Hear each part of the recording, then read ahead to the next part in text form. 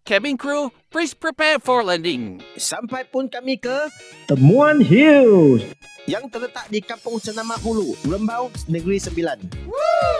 Kawan bawa kami ke sini bukan untuk glamping, tapi for their famous wood fire pizza. Sini best open kitchen, jadi bolehlah tengok mereka buat pizza. Kami ramai, jadi kami order lah semua pizza di sini. Tapi yang paling outstanding adalah Wagyu pizza mereka.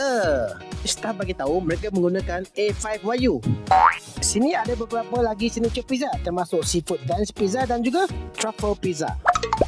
Panas-panas dengan cheese yang meleleh, zup, masuk mulut, memang heaven for truffle and cheese lover. Bang. Bukan setakat pizza, kami juga ada order spaghetti seafood marinara. Rasanya spaghetti tu hitam, datangnya dari Squid Ink. Sorry ini bukan mie kicap. Di antara semua pizza ini, bagi saya, this is the king of pizza. Pizza Wagyu. First time in my life saya makan pizza Wagyu. Oishi! Overall bagi saya, harga sini berpatutan sebab you get what you pay for.